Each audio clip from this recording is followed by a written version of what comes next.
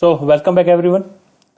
Today we are going to start with the next section. In the last lecture we did section 19 and related provisions. So section 19 was basically in relation with the availment of ITC and the reversal of ITC in case of goods transferred to job worker for a job work purpose. So what are the precautions which we need to take, that 1 year limit, 3 year limits. So all those we have understood very clearly under section 19 and its relevant rules. In today's session what we need to do is we need to have a clear understanding. We need to have a clear understanding on ISD. What is ISD? It's an input service distributor. What is an input service distributor? नाम ध्यान से सुनो, क्या नाम है ये? Input service distributor. सो सबसे पहले बात होती है इनपुट सर्विस की. एक वर्ड आता है हमारा इनपुट सर्विस और दूसरा वर्ड आता है हमारा डिस्ट्रीब्यूटर. दूसरा वर्ड आता है हमारा डिस्ट्रीब्यूटर. सो यहाँ पे हम जो बात करेंगे वो है provisions relating to service distributor. The provisions relating to input service distributor. So first let's understand what is the meaning of input service distributor. Input service distributor means it's an office of a supplier. It's an office of a supplier which do not supply anything, but yes does a procurement. वापिस से, what is an input service distributor? Input service distributor is an office of a supplier. It's an office of a supplier. Input service distributor itself is not a ISD. I'm sorry. Input service distributor itself is not a supplier. Input service distributor is just an office of the supplier. But it does not make any supply. तो ये क्या बात हुई कि input service distributor office है supplier का या फिर रजिस्टर्ड पर्सन का, लेकिन वो खुद सप्लायर नहीं है. हाँ, तो ध्यान से समझो ये प्रोविजन है क्या. So therefore understanding the meaning of input service distributor itself is a solution to understand the provision of ISD. तो जैसे कि मैंने बोला कि this input service distributor itself contain two words, input service and distributor.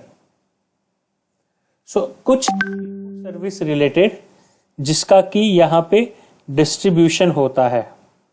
Input services related कुछ है जिसका कि यहां पे डिस्ट्रीब्यूशन होता है. क्या होता है, कैसे होता है, वही हमें समझना है आज के लेक्चर में. तो देखो सिचुएशन क्या आती है. सिचुएशन ये आती है निकल के कि इनपुट सर्विस डिस्ट्रीब्यूटर, जैसे कि मैंने बोला क्या है, input service distributor is an office of a registered person which does not itself make any supply, but yes it does a procurement. So when it is doing a procurement, there is one question which going to be arise. When such input service distributor or an office of a supplier which itself does not make any supply but does a procurement, तो क्या दिक्कत आएगी, क्या question आएगा? Question आएगा कि procurement पे जितना भी इनपुट टैक्स पे हुआ है उसकी क्रेडिट ये ऑफिस को मिलेगी. तो वो क्रेडिट लेके ये इनपुट सर्विस डिस्ट्रीब्यूटर करेगा क्या? क्योंकि ये input service distributor is not making any further supply. और हमें पता है कि ITC can be utilise only and only if we are liable to make a payment of tax on our outward supply. So the amount of ITC can be utilized only against the payment of an output tax. Now, if a office does not have any output tax, there is no question on utilization mechanism. So वो ITC लेके करेगा क्या, और ऐसा कब होगा, ध्यान से सुनो, ऐसा कब होगा. Just take an example. A company is having a manufacturing plant located, one in a Thane, that is in a Maharashtra, another plant located in a Vadodara, but their corporate office is situated in a Mumbai. This is a corporate office where there are staff relating to accounts, the staff relating to HR, the staff relating to IT services, the staff relating to the procurement. Everyone is sitting over there. This corporate office does not make any supply. The factories are making a supply, and the factories are located in a Thane and in a Maharashtra. तो अब क्या होगा कि अगर हमें पता है, just try to recall the provisions relating to the place of supply. So far as goods are concerned, though there is only one GST, but we know that within a GST, the act has been splitted into two parts: the provisions applicable to goods and the provisions applicable to the services. There is a clear demarcation between the applicability of the provision to goods and applicability of the provision to the services. So now if you can recall the section 10, section 11 of an IGST act, which is in relation with the place of supply for goods, तो यहाँ तो हमें बहुत उस time पे तो बहुत clear पता चल गया था कि the place of supply, that is your deemed destination place, would be the place where goods are going. So goods are tangible in nature. So goods जहां पे जा रहे हैं वही उसका डेस्टिनेशन होता है, और क्रेडिट भी उसी को मिलती है जिसके पास इनवॉइस है, जिसके पास गुड्स है. सो अगर प्रोक्योरमेंट होता है कॉर्पोरेट ऑफिस से गुड्स का, तो उसकी आईटीसी कभी कॉर्पोरेट ऑफिस को मिल ही नहीं सकती है, क्योंकि section 16 has very much clear requirement that for the purpose of availment of ITC you must have received the goods. So in case if you have not received the goods, so for example, the corporate office located in a Mumbai order certain goods which are to be delivered to Vadodara factory. So credit would be available for goods. Now that goods could be either input or capital goods. The credit of such goods would be available only and only to the Vadodara factory. The credit of those goods cannot be available to the Mumbai office. Why? Because Mumbai office has never received those goods.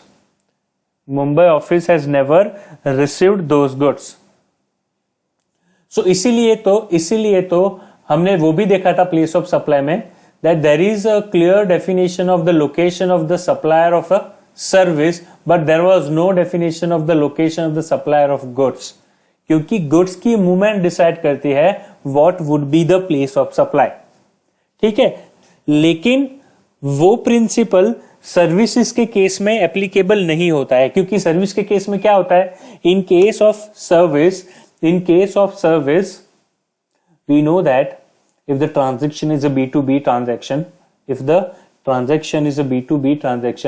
then such transactions in many cases end up with the place of supply as the place of recipient, the address of the place of recipient. वहां पे service actually कहाँ जा रही है, किस तरीके से जा रही है, वो सब मायने नहीं रखता है. तो सर्विस के केस में आर्टिफिशियल प्रोविजन बनाया है. क्यों बनाया है? वो भी बेनिफिट के लिए बनाया है. क्या benefit? That there should be seamless distribution of credit. इसलिए ये आर्टिफिशियल प्रोविजन बनाया कि रिसिपिएंट के रजिस्टर्ड प्लेस पे ये मान लिया जाएगा कि वहां पे सर्विसेज रिसीव्ड हो चुकी है. एक्चुअली हुई हो या नहीं हुई हो, प्लेस ऑफ सप्लाई ने अगर बोल दिया कि प्लेस ऑफ सप्लाई यहां पे है, तो प्लेस ऑफ सप्लाई वहीं पे होगा. Deemed that services have been received by such recipient as indicated in the provisions relating to the place of supply, that is your section 12, section 13 of IGST act. क्यों discuss कर रहे हैं हम ये? ये हम इसलिए डिस्कस कर रहे हैं कि अगर हमारे एग्जाम्पल में क्या था, let me write down an example so that you can understand. हमारे एग्जाम्पल में हमने ऐसा डिस्कस किया कि there is a corporate office located in Mumbai. Plant 1 is located in Thane. Plant 2 located in Vadodara. हाँ, ये मुंबई कॉर्पोरेट ऑफिस क्या कर रही है? It just does a procurement, no supply, just purchase of I'll say input service. क्योंकि goods के case में तो ये दिक्कत आएगी नहीं ना, गुड्स जहां जा रहे हैं क्रेडिट भी उसके साथ ही चिपक के जाएगी। सो अगर goods have been sent to Thane, the credit would be available to Thane. If the goods have been sent to Vadodara, credit would be available to Vadodara, and accordingly the place of supply as well as the nature of supply, that whether the transaction is an interstate transaction or whether the transaction is an intrastate transaction, that would be decided on the basis of the movement of goods which is happening. So इसीलिए मैं वापस से आता हूं कि क्या है heading, input service distributor. तो यहां पे जो क्रेडिट है वो डिस्ट्रीब्यूट करने की बात की गई है, manner of distribution of credit by input service distributor. तो यहां पे आईटीसी क्रेडिट को डिस्ट्रीब्यूट करने की बात की गई है, लेकिन वो क्रेडिट किसकी है? वो क्रेडिट है applicable only and only relating to input services, not relating to goods. And when I say goods includes both input as well as capital goods, क्योंकि input as well as capital goods में credit मिलेगी recipient को जिसको कि goods मिलते हैं। लेकिन in case of services what is the problem which is going to arise? That the credit has been availed by the corporate office. The credit has been availed by the corporate office, but such corporate office does not make any further supply. Now since it does not make any further supply, they would not be able to utilize such ITC. Avail तो चलो कर लेंगे वहां पर registration करके, लेकिन क्योंकि कोई आउटवर्ड सप्लाई वो नहीं कर रहे हैं, तो ये जो corporate office which is located in Mumbai would be never be able to utilise this credit. क्यों? क्योंकि there is no supply which they are making, what they are doing is just a purchase of input services. तो ये क्या करेंगे? वो खुद को register करेंगे as a ISD, that is your input service distributor.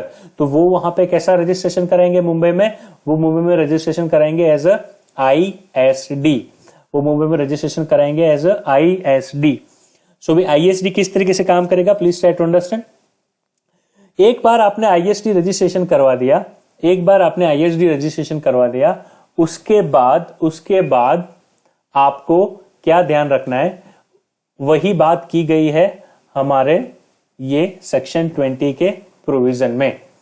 क्या बात की है सेक्शन 20 के प्रोविजन में? सेक्शन 20 के प्रोविजन में ऐसा बोला है कि आप कॉर्पोरेट ऑफिस हो, आप सिर्फ इनपुट टैक्स की क्रेडिट अवेल कर रहे हो, तो आप ये क्रेडिट अपने प्लांट्स को, मतलब कि आपके अलग यूनिट, दूसरे जो यूनिट हैं जहां से आप एक्चुअली सप्लाई कर रहे हो। सो हमारा प्लांट 1 एंड प्लांट 2 ये प्लांट है जहां से हम एक्चुअल सप्लाई कर रहे हैं, तो या जहां से आप एक्चुअल सप्लाई करते हो, आप ये क्रेडिट उसको दे सकते हो, ट्रांसफर कर सकते हो। लेकिन उसके लिए आपको क्या करना पड़ेगा? आप नॉर्मल रजिस्ट्रेशन नहीं ले सकते हो। कौन? कॉर्पोरेट ऑफिस को नॉर्मल रजिस्ट्रेशन नहीं लेना है, उनको रजिस्ट्रेशन लेना है एज अ ISD। और ये लोग लेंगे नॉर्मल रजिस्ट्रेशन। ये दोनों लेंगे क्या? Normal registration. जबकि कॉर्पोरेट ऑफिस मुंबई कैसा रजिस्ट्रेशन लेगी? ISD रजिस्ट्रेशन लेगी। फिर उसका बेनिफिट क्या होगा कि जितनी भी उनको इनपुट टैक्स क्रेडिट मिली है, किस पे? इनपुट सर्विसेज पे, उसको ये डिस्ट्रीब्यूट कर पाएंगे, किसे? अपने दूसरे यूनिट्स को, जहां से वो लोग फर्दर सप्लाई करते हैं। ऐसा क्यों होगा, किस तरीके से होगा? Just take an example that if this corporate office which is located in Mumbai, I have been appointed as a statutory auditor of this particular company, then obviously my appointment has been done from the corporate office located in Mumbai. I am located in Baroda. So whenever I am going to raise invoice, I would be raising an invoice to whom? I am not going to raise invoice to the plant 1 or plant B or individually. I am not going to split my invoice to the different offices or different plant. I am going to raise one consolidated invoice, and that invoice, since my appointment has been done from the corporate office located in Mumbai, I am going to raise my invoice to such corporate office located in Mumbai. तो मैं इनको invoice raise करूंगा। तो मैं जो invoice raise करूंगा वो किसको करूंगा? मैं corporate office मुंबई को मेरा invoice raise करूंगा। ठीक है। उसके बाद now the service as a statutory auditor I have provided, is it a service provided only to the corporate office? Answer is no. I have provided these services to the whole company, not just a corporate office. So corporate office को जब मैं invoice raise करूंगा तो मैं बड़ौदा में हूं, corporate office Mumbai में है, तो मैं क्या चार्ज करूंगा? मैं चार्ज करूंगा IGST और रजिस्ट्रेशन नंबर मेरा लिखूंगा as a supplier, as a recipient registration number लिखूंगा कौन सा? Corporate office which is located in Mumbai, उसका रजिस्ट्रेशन नंबर मैं लिखूंगा।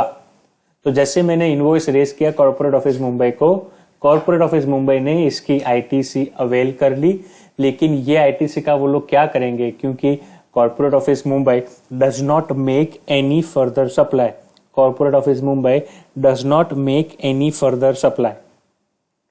तो ये credit is not just belonging to corporate office. This ITC of a statutory audit belongs to all the plants.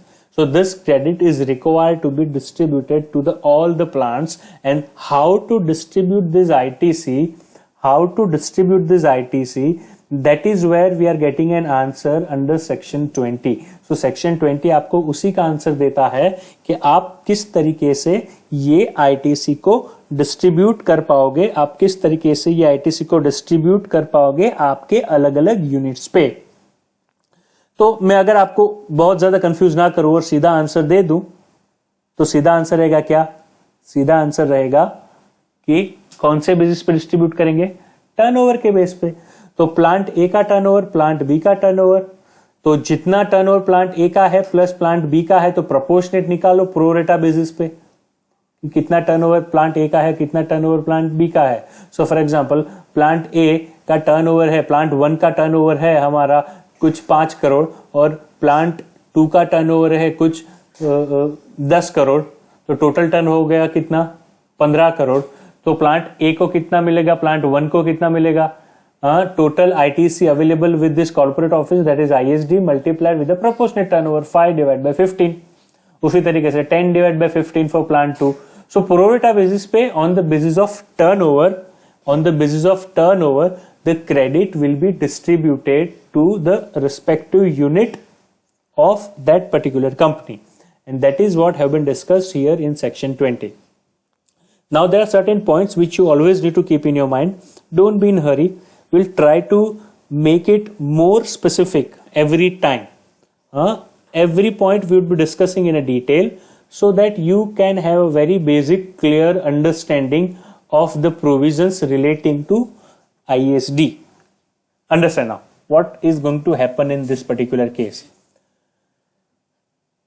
ये तो मैंने जो एग्जांपल दिया स्टैट्यूटरी ऑडिट का, तो वो केस में तो I was located in Baroda, the corporate office was located in Mumbai, so I have raised N invoice with an IGST। मैं क्यों डिस्कस कर रहा हूं बताता हूं आपको। अगर instead of being in a Baroda, if I would have been located, auditor was located in a Maharashtra, auditor is located in a Maharashtra, then what is going to happen? So if an auditor is located in a Maharashtra, corporate office also located in Maharashtra, the auditor would be raising an invoice with which tax? Auditor will raise an invoice with CGST and SGST. ठीक है, फिर क्या होगा? Corporate office Mumbai, which is registered as an ISD also, is going to avail the credit of such CGST and SGST. After availing the credit of such CGST and SGST, this credit they need to distribute to plant 1 and plant 2. Now the important thing is coming, so please pay attention to what I am saying. Credit कौन सी थी? CGST और SGST की, जिसको कि ISD जो है हमारा corporate office Mumbai, उसको डिस्ट्रीब्यूट करना है प्लांट 1 प्लांट 2 में. Your plant 1 is located in a Thane, your plant 2 is located in a Vadodara. So plant 1 in a Thane, that is again located where? Maharashtra. जबकि plant 2 which is located in Gujarat. What is going to happen in this particular case? In this particular case, since the credit which have been availed by the corporate office located in a Mumbai is a CGST and SGST, and we know that this is a credit CGST, SGST of what? Maharashtra. So, the CGST and SGST Maharashtra, I am going to distribute to Thane and Baroda. दिक्कत कहां पे आई अगर आपको समझ में आया तो? जो so far as I am giving the credit of the CGST and SGST Maharashtra to plant 1 which is also located in a Maharashtra, उनको कोई दिक्कत नहीं आएगी क्योंकि वो तो महाराष्ट्र में ही है और उनको जो क्रेडिट मिला है वो कौन सा मिला है? उनको क्रेडिट मिला है CGST SGST महाराष्ट्र का ही, तो उनको कोई दिक्कत नहीं है, उनको तो ITC मिल जाएगा. दिक्कत किसे आएगा? The plant located in a Baroda, अगर प्लांट लोकेटेड इन बड़ोड़ा को मैं ITC देता हूं, कौन सी ITC देता हूं? CGST SGST महाराष्ट्र, तो क्या plant 2 which is located in Gujarat can avail the ITC of it? Answer is no. तो क्या मतलब हुआ? डिस्ट्रीब्यूट तो हो ही नहीं पाएगी क्रेडिट इस तरीके से. तो इसलिए ध्यान से सुनो अभी, इसलिए ISD has a special power. What is a special power? A special power to change the color of tax. थोड़ा आर्टिस्टिक हो गया ना? Special power to change the color of tax. What does it mean? ISD can, very carefully listen, ISD can convert this CGST, SGST of Maharashtra into IGST. So now, when this IST located in a Maharashtra is distributing the credit of CGST and SGST. So for example, ये individual amount which is distributable to Vadodara is 5,000 CGST, 5,000 SGST. तो ये 5,000 CGST, 5,000 SGST Maharashtra कि credit Baroda को नहीं देंगे, क्या देंगे? उसकी जगह पे 10,000 IGST का क्रेडिट बड़ोड़ा के देंगे. So this ISD has a specific power to change the colour of tax in a special circumstances only. Special circumstances only. क्यों मैं ऐसा बोला? ऐसा मैं इसलिए बोला कि ISD can convert this CGST, SGST or CGST, UTGST into an IGST only and only if they are distributing such credit to the unit which is not located in the same state where ISD is located. समझा? कब वो change कर सकते हैं colour? वो colour तभी change कर सकते हैं जब जो यूनिट है, सो हमारा बड़ोड़ा वाला unit is not located in the same state where the ISD is located. Both are located in a different state. तो वही केस में ISD can change the colour of CGST, SGST और UTGST into an IGST. So corporate office Mumbai ये CGST SGST को IGST में convert नहीं कर सकता है for giving a credit to plant 1 which is located in Maharashtra. मतलब प्लांट 1 को अगर क्रेडिट देना है ना तो कंपलसरी क्या देना पड़ेगा, CGST SGST को एज अ CGST SGST देना पड़ेगा. वो उसको IGST में कब दे सकते हैं, जब उनको भी IGST का क्रेडिट मिला है तो थाने वाले को IGST दो, कोई बात नहीं है. लेकिन अगर उनको CGST SGST का ITC मिला है ISD को, तो थाने को भी CGST SGST ही दे पाएंगे. बड़ौदा के लिए ही सिर्फ वो कलर चेंज कर सकते हैं from CS to I. I hope you understood it. Am I clear?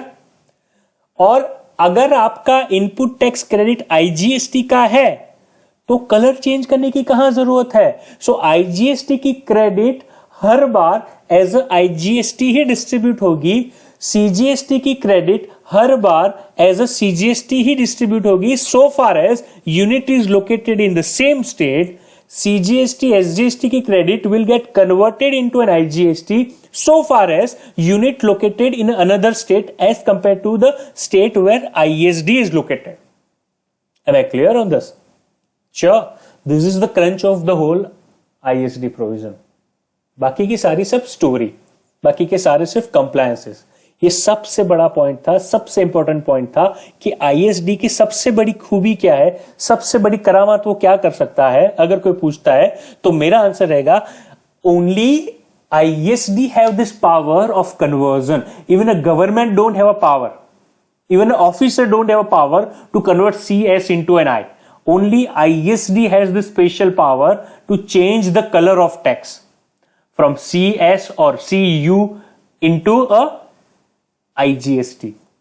ठीक है, तो मतलब क्या हुआ, यहां से हम समराइज करने का ट्राई करते हैं. यहां पे हम समराइज करने का भी ट्राई करते हैं कि IGST का credit will be distributed as an IGST. CGST का credit will be distributed as a CGST in state है तो, या फिर मैं लगता हूं सेम स्टेट. जब मैं लिखूं तो आपको समझना है कि IST and unit are both in same state. CGST will be converted into IGST if are located in a different state. So यहां पे ये प्रिंसिपल एप्लीकेबल हो जाएगा also to SGST, also to UTGST. ठीक है,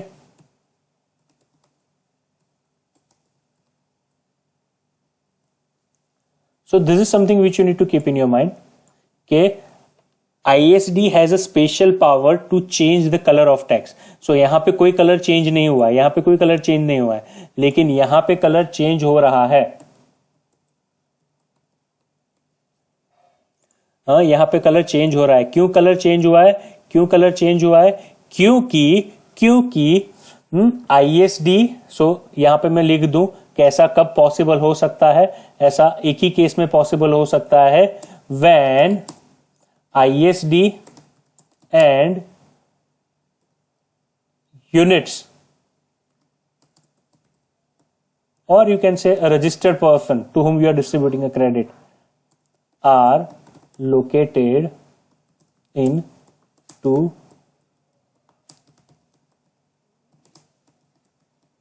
a two different state, then only this change in the color is possible. Otherwise change in the color is not possible.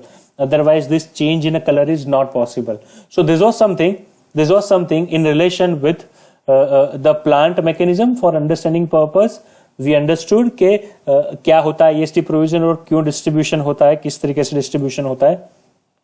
सबसे important चीज जो मुझे यहां पे बतानी है वो क्या है कि ओनली सर्विस का क्रेडिट ही डिस्ट्रीब्यूट हो सकता है. Only ITC of input service can be distributed. So that means section 20 not applicable to ITC on inputs or capital goods. You cannot distribute the credit of input and capital goods under section 20. वो आप distribute नहीं कर सकते. क्यों? Because the ITC on this goods is attached with the goods. Wherever goods are going, ITC is also going with it. ITC is also going with it. So by keeping all these things in your mind, let's move further to understand how the credit would be actually distributed in all these cases.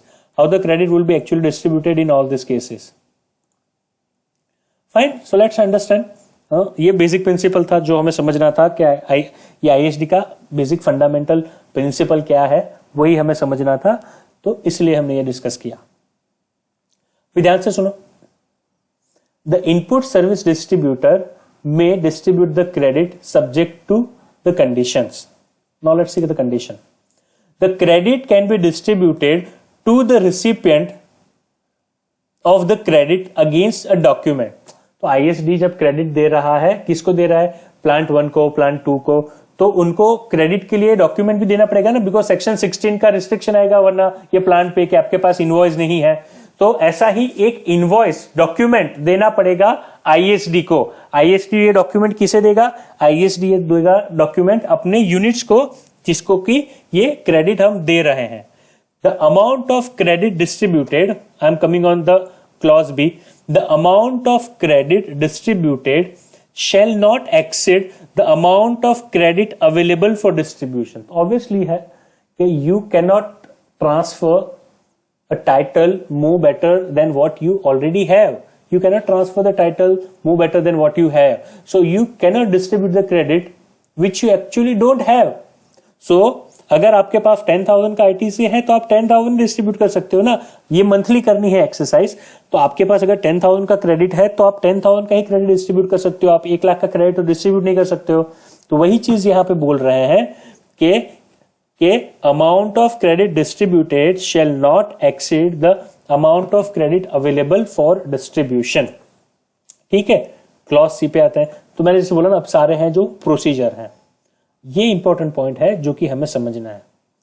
The credit of tax paid on input services attributable to the recipient of a credit shall be distributed only to that recipient. Only to that recipient. What does it mean?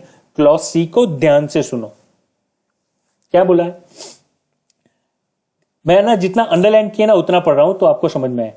Credit attributable to recipient shall be distributed only to that recipient. बाकी का सारा हटा दिया, सिर्फ जो मैंने red underline किया ना उतना पढ़ो.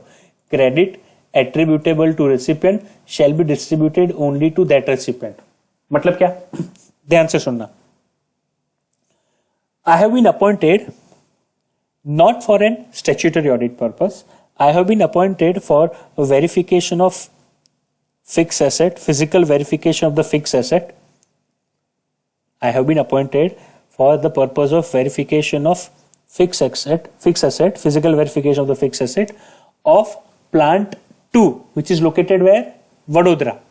तो मेरा अपॉइंटमेंट, क्योंकि मेरा ऑफिस भी बड़ोड़ा में है, तो मेरा अपॉइंटमेंट किस लिए हुआ है? सिर्फ फिजिकल वेरिफिकेशन करने के लिए फिक्स एसेट का. कौन से? सारे नहीं, वापिस से only of plant 2. So plant 2 पे जितनी फिक्स एसेट है उनका फिजिकल वेरिफिकेशन करने के लिए मेरी अपॉइंटमेंट हुई है. अपॉइंटमेंट कहां से हुई है? अपॉइंटमेंट हुई है मेरी corporate office located in Baroda. Corporate office located in Baroda, वहां से मेरी अपॉइंटमेंट हुई है. तो मैं इनवॉइस किसे रेज करूंगा? मैं यहाँ पर ये प्लांट को इनवॉइस नहीं रेज करूंगा क्योंकि मेरी अपॉइंटमेंट यहां से नहीं हुई है. मेरा रिसिपिएंट तो कौन है? मेरा रिसिपिएंट तो corporate office located in Mumbai है, ISD. तो मैंने इनवॉइस रेज किया कॉर्पोरेट ऑफिस मुंबई को. तो कॉर्पोरेट ऑफिस मुंबई, ये ITC जो है, फॉर एग्जांपल ये ITC आ रही है कुछ 18,000, 1 लाख का मैंने इनवॉइस किया, 18% का टैक्स, 18,000 ISD को ये क्रेडिट मिली. तो ये 18,000 का क्रेडिट क्या वो डिस्ट्रीब्यूट कर सकते हैं प्लांट 1 एंड प्लांट 2 दोनों को? Answer is no. Why? Because this credit is attributable to Vadodara, क्योंकि सिर्फ बड़ोड़ा के प्लांट का फिक्स एसेट वेरिफिकेशन हुआ है. यहां पे कुछ वेरिफिकेशन हुआ ही नहीं है आपके थाने वाले प्लांट का. तो ये क्रेडिट कभी मिल ही नहीं सकती है थाने को, because credit was attributable to Baroda only. Similar example could be also possible in case of internet connection for example. So internet connection है, उसका इनवॉइस आता है, वो इनवॉइस है कहां का, बड़ौदा के प्लांट का इंटरनेट कनेक्शन का इनवॉइस है, और वो invoice this internet company has raised to the corporate office. तो वो आईटीसी लेके वो किसको दे सकते हैं, बड़ौदा को ही ना, क्योंकि this credit is clearly attributable only and only to the Baroda plant. So credit should be given only and only to the Baroda plant. Credit should not be given to any other unit. तो यहाँ proportion करने की कोई जरूरत नहीं है. When the credit is attributable to a specific unit, a specific plant, then such credit must be given only to that particular unit, not to any other unit. ठीक है. अगर credit is attributable, so that is something which they are talking about in a clause D. When the credit is attributable to more than one unit, not to all but more than one. So हमारे example में तो 2 ही plant थे, हाँ लेते हैं 3 plant. चलो 3 plant लेते हैं. यहाँ पे एक प्लांट था हमारा कहां पे, थाने में. प्लांट 2 था बड़ौदा में, और plant 3 we are putting in Surat, that is also in Gujarat. हाँ, सो देयर आर, और वो भी रजिस्ट्रेशन करवाएगा अपना नॉर्मल रजिस्ट्रेशन. ठीक है. So there are 3 plants which are there. Now अभी मुझे काम दिया है, पहले वाले एग्जांपल में क्या था, मुझे काम दिया गया था सिर्फ बड़ौदा के प्लांट का fix asset verification. So that credit should be given only to the Baroda plant. अभी मेरा अपॉइंटमेंट हुआ है 2 प्लांट के लिए, बड़ौदा एंड सूरत. तो मैंने कंबाइन इनवॉइस रेज किया 2 लाख का, दोनों जगह का मिला के. तो उस पर क्रेडिट आती है 36,000 की. वो आईएसडी ने अवेल की, और फिर ये क्रेडिट वो किसको दे सकता है, वो क्रेडिट सिर्फ वो बड़ौदा और सूरत को ही दे सकता है. वो क्रेडिट भी वो किसको नहीं दे सकता है, थाने को नहीं दे सकता है, because it is not attributable to all, it is attributable to more than one. Then to whom it is attributable, credit should be given to those unit. लेकिन यहां पे आएगा इश्यू कि 36,000 को कैसे डिस्ट्रीब्यूट करें, कौन से प्रोपोर्शन में. तो उसका आंसर तो मैंने बोला ना, it will be distributed in the ratio of turnover, pro rata basis, pro rata on the basis of turnover in the state or a union territory during the relevant period. तो अभी understand कर लो ये relevant period क्या होता है. Please pay attention everyone, हाँ ध्यान से सुनो. आपको ये क्रेडिट डिस्ट्रीब्यूशन की एक्सरसाइज करनी है मंथली. अगर आप आईएसडी हो तो आपको क्या करना है, ये क्रेडिट डिस्ट्रीब्यूशन की एक्सरसाइज करनी है मंथली. तो क्या करना है आपको, for example, in the month of April, whatever credit that you have availed, being an ISD, whatever credit which you have availed, that you need to distribute to your plants. तो आपको monthly जितना credit हुआ उसका total करो, और वो total credit को फिर डिस्ट्रीब्यूट करो, टोटल क्रेडिट को फिर डिस्ट्रीब्यूट करो अपने अलग अलग प्लांट पे. तो आप जब क्रेडिट डिस्ट्रीब्यूट कर रहे हो तो प्रोपोर्शनेट के लिए टर्नओवर जो लेना पड़ेगा, वो टर्नओवर आप कौन सा लोगे. तो यहां पे आंसर है, यहां पे आंसर है कि टर्नओवर आपको कौन सा लेना है, आपको टर्नओवर लेना है प्रीवियस ईयर का, प्रीवियस ईयर का. सो आपको क्या करना है, क्रेडिट लेनी है रिस्पेक्टिव मंथ की, उसको प्रो रेटा बेसिस पे प्रीवियस ईयर के टर्नओवर पे आपको डिस्ट्रीब्यूट करना है. सो जैसे कि एग्जांपल अगर हम ले कि क्रेडिट डिस्ट्रीब्यूट करनी थी हमारे केस में क्रेडिट डिस्ट्रीब्यूट करनी थी 36,000 की. आईटीसी कितनी थी, ₹36,000 की. कौन से महीने की, अप्रैल 2020 की. उसको हम डिस्ट्रीब्यूट करेंगे कि भाई प्लांट 2 और प्लांट 3 पे. So plant 2 previous year turnover is for example 5 CR. Plant 3 previous year turnover is for example 10 CR. Previous year का टर्नओवर. तो आपको क्या करना है, आपको यहां पे 36,000 multiplied with 5 divided by 15. This is for plant A, plant 2, and 36,000 multiplied with 10 divided by 15. This is what you are going to do for plant 3. So this is something what you need to do. This is something what you need to do.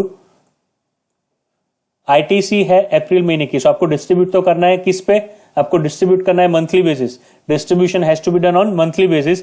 लेकिन जो turnover लेना है वो turnover आपको कब का लेना है, टर्नओवर आपको लेना है प्रीवियस ईयर का, और प्रीवियस ईयर के टर्नओवर के बेस पे आपको प्रोपोर्शनेट आईटीसी डिस्ट्रीब्यूट करनी है.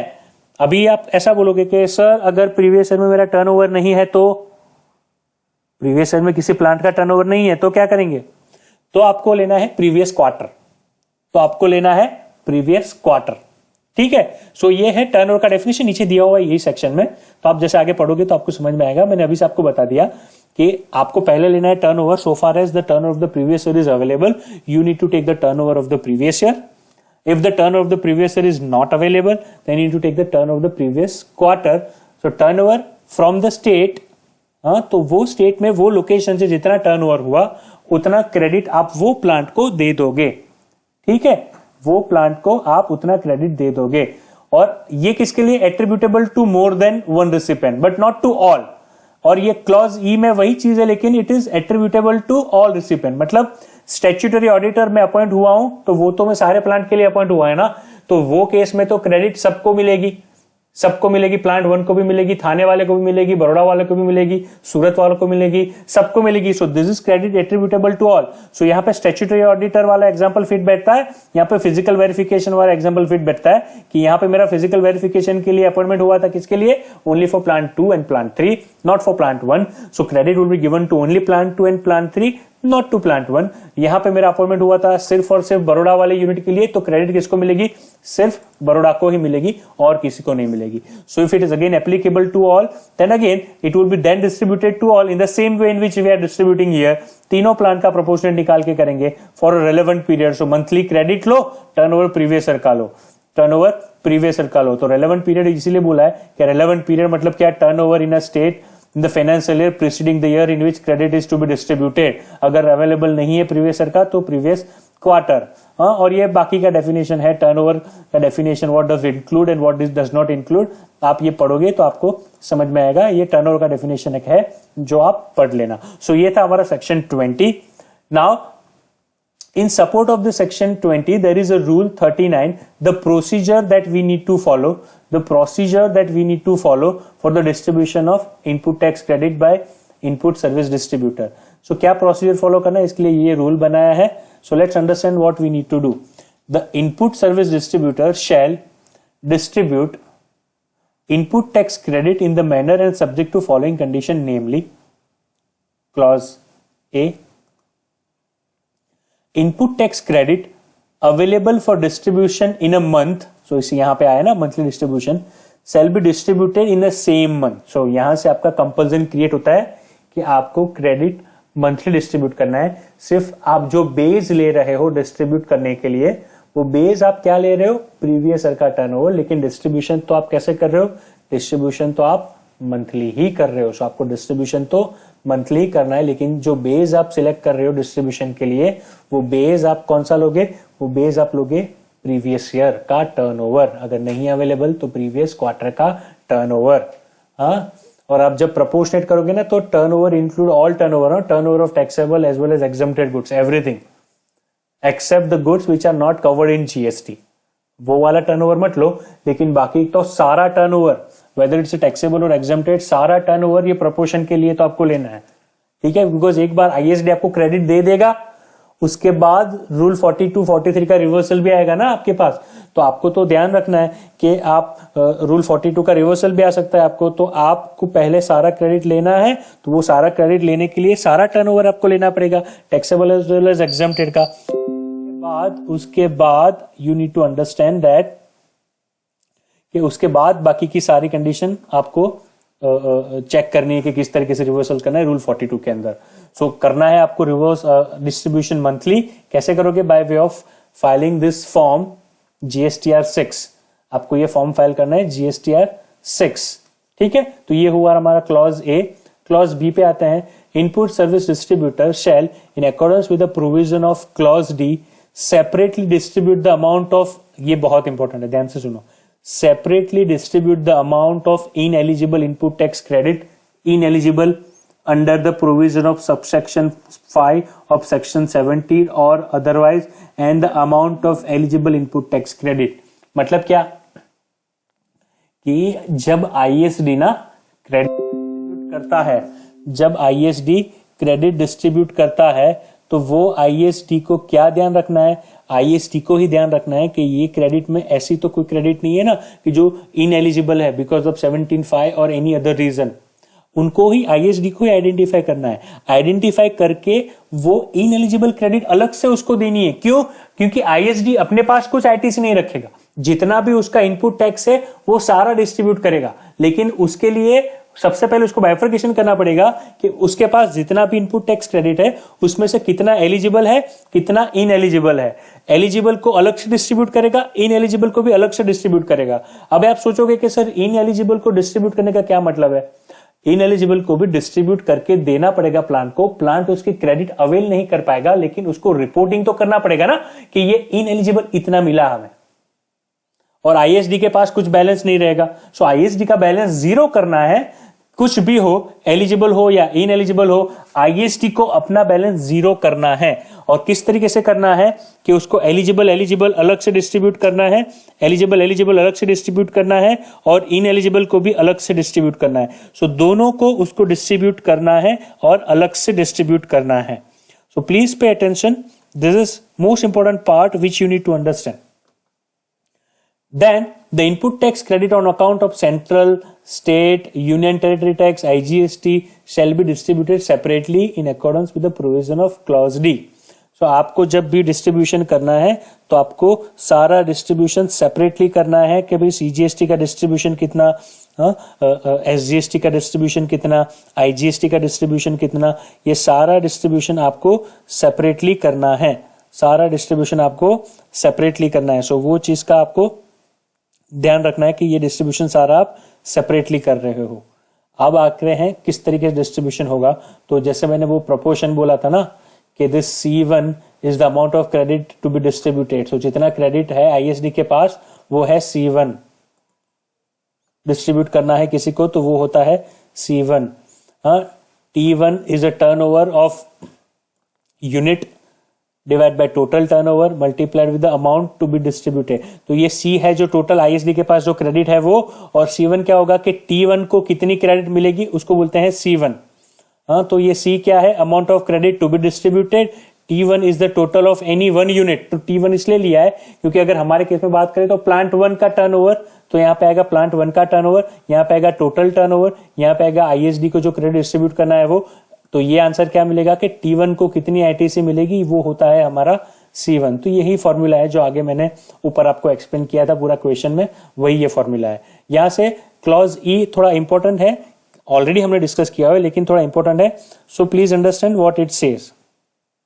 Let's try to understand it what it says. Let's see clause E। Clause E I am sorry, the input tax credit on account of integrated tax shall be distributed as an input tax credit of integrated tax to every recipient. So IGST का credit will be distributed only as an IGST. That is what very clearly said here. जो कि मैंने ऊपर आपको बताया था ना कि IGST का credit will be distributed only as an IGST. आगे आते हैं, credit on account of central, state or union territory tax shall in respect of recipient located in a same state distributed as an input tax credit of central, state or union territory tax respectively. तो अगर recipient same state में है तो C को C के colour में जाएगा, S के कलर में जाएगा, UT के कलर में जाएगा। लेकिन in respect of the recipient located in a state और union territory other than that the state of ISD will be distributed as IGST as an aggregate. तो मैंने बोला ना 5000 C 5000 S, तो टोटल 10 का IGST का क्रेडिट मिलेगा अगर unit is located in another state as compare to the state of ISD। अगर दोनों का स्टेट अलग है तो जो unit is located is outside the state, that unit will get the credit of IGST which is got converted from C plus S. So 5 का C था, 5 का S है, तो टोटल 10 का I मिलेगा. That is what we already discussed in section 20, but this is something very clearly they are specifying in this rule 39. So please pay attention to it. और ये तो सिंपल है clause G that this amount they need to indicate in an invoice. तो जो ISD document दे रहा है उसको वहां पे इंडिकेट करना है. अब आता है amendment relating provisions. Amendment means गलती से ज्यादा क्रेडिट दे दिया था, वापिस लेना है. ISD को कोई डेबिट नोट मिला, मतलब एक्सेस क्रेडिट मिली पुराने इनवॉइस की, वो बेनिफिट पास ऑन करना है, तो वो सारे आते हैं compliances. So let's see clause H. Input service distributor shall issue input service distributor credit note as prescribed in sub-rule 1 of Rule 54 for a recipient of the credit in case input tax credit already distributed get reduced for any reason. जो already distribute करके बैठे हैं, अगर उसको credit को कम करना है for any reason. So ISD ने गलती से ज्यादा क्रेडिट दे दी थी और वो क्रेडिट अब रिड्यूस करनी है, तो ISD क्या करेगा? पहले ISD ने इनवॉइस दिया था, डॉक्यूमेंट दिया था, जिसके के बेस पे यूनिट्स ने क्रेडिट ली थी. अब ISD क्या देगा? अब ISD क्रेडिट नोट देगा. To the extent reduction is required, to the extent reduction is required, this could be given to the respective plant from which reduction is required to be done. ठीक है. Clause 1 ध्यान से थोड़ा सुनना, H के जैसा नहीं है, थोड़ा डिफरेंट है. Any additional amount of input tax credit, any additional amount of input tax credit on account of issuance of the debit note to input service distributor by supplier. मतलब क्या ध्यान से सुनो. क्या बोल रहे हैं यहां पे बोल रहे हैं कि अगर सप्लायर ने डेबिट नोट दिया ISD को, अगर सप्लायर ने डेबिट नोट दिया ISD को, डेबिट नोट कब देते हैं? डेबिट नोट और क्रेडिट नोट, ध्यान से सुना, supplier can issue, no one else can issue debit credit note. Only supplier is a person who is authorized to issue debit or credit note. So अगर supplier ने debit note दिया है किसको? ISD को, तो उससे ISD की भी क्रेडिट बढ़ेगी. अभी डेबिट नोट कब इश्यू होती है? Debit note is a subsequent document, is a subsequent document in context with the original invoice which have been issued. तो ISD को कुछ ज्यादा क्रेडिट मिली अपने सप्लायर से इन रिस्पेक्ट ऑफ अर्लियर इनवॉइस. तो जो ज्यादा क्रेडिट मिली ISD को, वो ज्यादा क्रेडिट का बेनिफिट भी उसको पास ऑन करना पड़ेगा अपने यूनिट्स को. तो कौन से रेशियो में पास करेंगे? तो अगर ISD को कोई ज्यादा क्रेडिट मिलती है because of getting an debit note from his supplier, then it should be distributed in the manner and subject to conditions specified in A to F. An amount attributable to any recipient shall be calculated in the manner provided in clause D, and such credit shall be distributed in the month in which debit note is included in the return. So जो महीने proportion तो change नहीं होगा ना, क्योंकि proportion already हम previous year का turnover ले रहे हैं. सो जो महीने में ISD को डेबिट नोट मिलती है, वो महीने में वो क्रेडिट का बेनिफिट भी पास ऑन करेगा अपने यूनिट्स को. ISD को डेबिट नोट मिला अपने सप्लायर से by way of getting an additional credit, तो ये एडिशनल क्रेडिट का बेनिफिट भी ISD पास ऑन कर सकता है अपने यूनिट्स को. कौन से महीने में? जिस महीने में ISD को ये डेबिट नोट मिलती है, वो महीने में वो पास ऑन कर पाएगा. And obviously he will file this GSTR 6 for it. ठीक है. Now moving to clause G, any input tax credit required to be reduced. तो यहाँ पे एडिशन था, क्योंकि यहाँ पे डेबिट नोट थी. तो अब आती है क्या? Credit note. सो अगर क्रेडिट नोट देता है आपका सप्लायर, अगर क्रेडिट नोट देता है आपका सप्लायर, ध्यान से सुना, ये थोड़ा यूनिक सिचुएशन है. आपका सप्लायर अगर क्रेडिट नोट देता है, उसके बाद आता है मैं पॉइंट 1 और पॉइंट 2 पे. लेकिन पहले ये समझ लो, पॉइंट 1 और 2 में आपको बोल ही देता हूं. मैं पढ़ूंगा ना तो समझ में नहीं आएगा, आप सुनोगे तो समझ में आएगा. तो बहुत ध्यान से सुनना. आपका सप्लायर, आप ISD हो, आपके सप्लायर ने आपको क्रेडिट नोट दिया. मतलब क्या किया उसने? आपकी क्रेडिट को कम किया, आपकी क्रेडिट को कम किया. Take an example of a month of April. In the month of April ISD has a credit of 10,000. Credit of 10,000. IGST का एक 10,000 का क्रेडिट है. जो कि आईएसडी के पास है, तो ये 10,000 का क्रेडिट वो अपने यूनिट्स को डिस्ट्रीब्यूट करने वाली थी आईएसडी। हाँ, मैं उसको मान लेता हूं स्त्री पुरुष, होता है ना कि लेडीज या जेंट्स, करने वाली थी। तो आईएसडी करने वाला था या करने वाली थी, what ever it could be, 10,000 का क्रेडिट टू इट्स यूनिट। लेकिन क्या हुआ कि वही अप्रैल महीने में उसको एक क्रेडिट नोट मिला, वो भी आईजीएसटी वाला।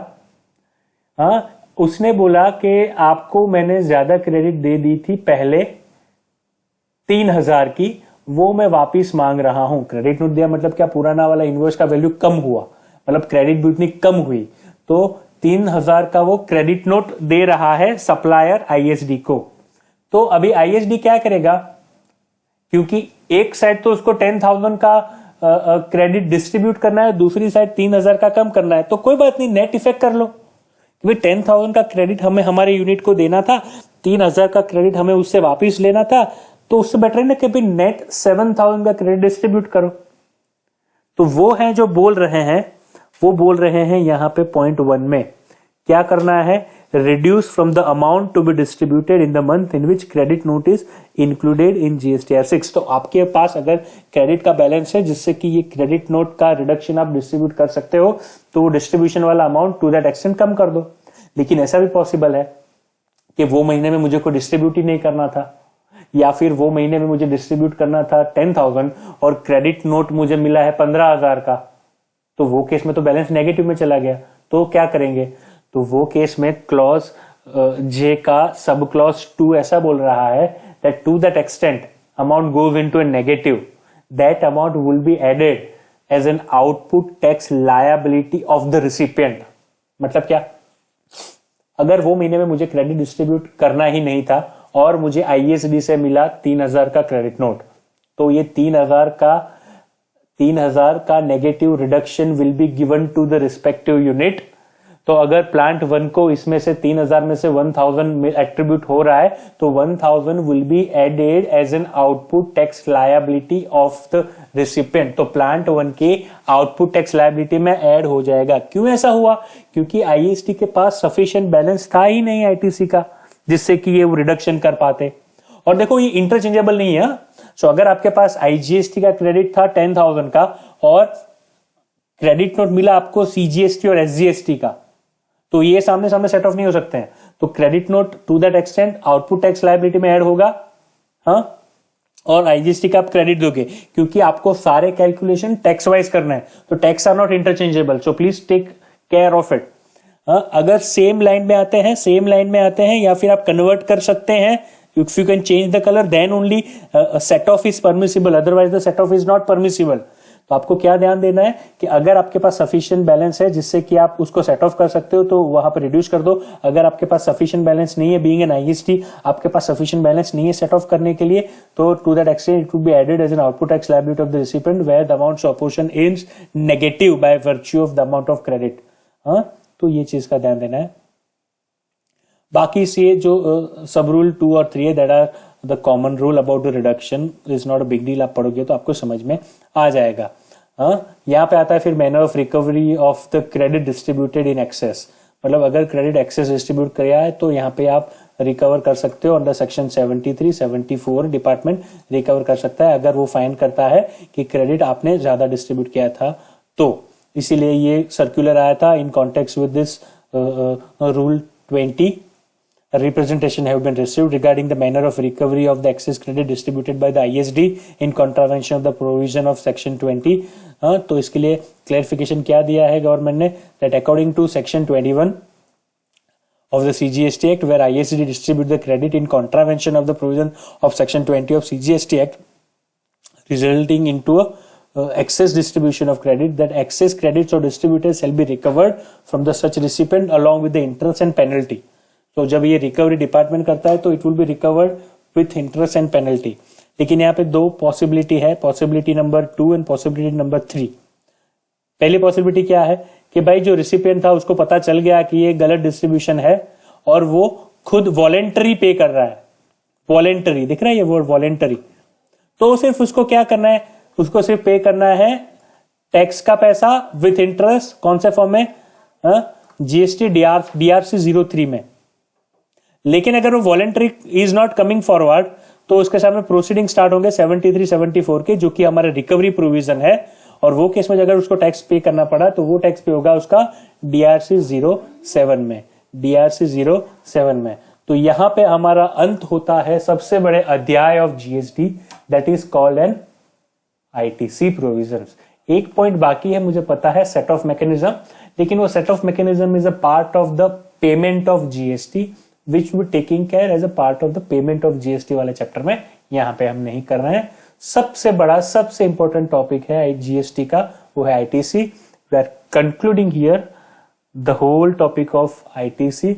मुझे बहुत फीडबैक मिल रहे हैं, people are asking the queries, I am happy कि आप पूछते हो। बहुत नहीं पूछते हैं तो वहां पे वापस से वो मैं जो हर बार बोलता हूँ मोनालिसा वाला ही मेरे दिमाग में ख्याल आता है। मुझे पता नहीं चल रहा है कि उनको समझ में या तो सब कुछ आ गया या फिर कुछ नहीं आया, तभी क्वेरी नहीं आती है। बाकी अगर मुझे आज की डेट में भी क्वेरी रहती है आईटीसी में on a different topic in a different way, और आपको टॉपिक में किसी में भी क्वेरी नहीं आती है, तो उसके दो ही रीजन है ना, या तो आपको मेरे से अच्छा आता है या फिर you better understand, I don't want to speak, so you better focus on reading. Exam की डेट देखो, ये लॉकडाउन सब निकल गया है, धीरे धीरे सब खुल रहा है। आपकी एग्जाम तो बहुत दूर है, जून में। So I have no doubt in my mind के एग्जाम कुछ पोस्टपोन होगी या नहीं होगी। सर्टेनली कुछ पोस्टपोन नहीं होने वाला है। तो आप सिर्फ पढ़ाई पे ध्यान देना, वो ख्याली पुलाव मत पकाना दिमाग में कि फिर अभी तो इस बार तो कोरोना आ गया है तो नेक्स्ट अटेम्प्ट में दे देंगे। आपको मैं बता दूं कि ये वायरस ना has changed everything, so the life is not gonna remain same what it was earlier. So this is not a temporary change which has came in our life. This is a permanent change which has came in our life, and we should be ready for a future also, that this sort of things will keep on coming in a future. जिस तरीके से जो diversion हुआ है पूरे universe में या फिर पूरी अर्थ पे, तो आप सब मान के चलो कि ऐसी चीजें होने ही वाली है फ्यूचर में। So you must have readiness for this meeting this sort of things. तो बहुत सारे लोग, I am really concern about your studies. I don't know whether you are serious और नॉट, बहुत बार बोलता हूँ, but I am pretty serious about you guys. So please पढ़ाई पे ध्यान दो, उससे ही आपका उद्धार होगा, उससे ही आप कुछ अच्छा लाइफ में कर पाओगे। There is no shortcut to an hard work, and I know many people are saying कि पढ़ते हैं भूल जाते हैं लेकिन याद नहीं रहता है। That is very normal, I am telling you. किसी को भी नींद में से उठा के पूछो और बोलने लगेगा, ऐसा नहीं होता है। हर बार हर रोज डाउट रहेंगे कि वो प्रोविजन तो मुझे याद नहीं है, अभी आप मुझे सेक्शन 10 पूछ रहे हो, मुझे याद नहीं है, तो वो मुझे भी नहीं याद रहता है, किसी को याद नहीं रहता है। धीरे धीरे आप टाइम स्पेंड करोगे, रिवाइज करोगे मल्टीपल टाइम, तब जाके वो थॉट क्लैरिटी आती है। फर्स्ट डे से थोड़ी आ जाती है बेटा। तो प्लीज पढ़ाई पे, रिपीटेटिव रिवीजन पे ध्यान दो। आपके पास बेनिफिट है एटलीस्ट मेरे लेक्चर के लिए तो, कि आप रिपीटेटिव, और मोना मैम भी अभी लेक्चर अपलोड करते हैं यूट्यूब पे, आप रिपीटेटिव सुन सकते हो, उतना टाइम कंज्यूमिंग नहीं है। पढ़ाई करोगे तो ज्यादा टाइम जाएगा, तो 2 बार सुन लो, 3 बार सुन लो, लेकिन please don't take it for granted and please pay attention to the studies. Fine, we are stopping here for the day. Take care everyone, take care everyone, take care of yourself, take care of your family, and please take care of your studies. If you're taking care of your studies, you're taking care of your whole family. That is what your responsibility would be for a time being. So please just take care of your studies. By taking care of your studies, you are certainly taking care of family members on a long run basis. Fine? Take care everyone. Bye bye.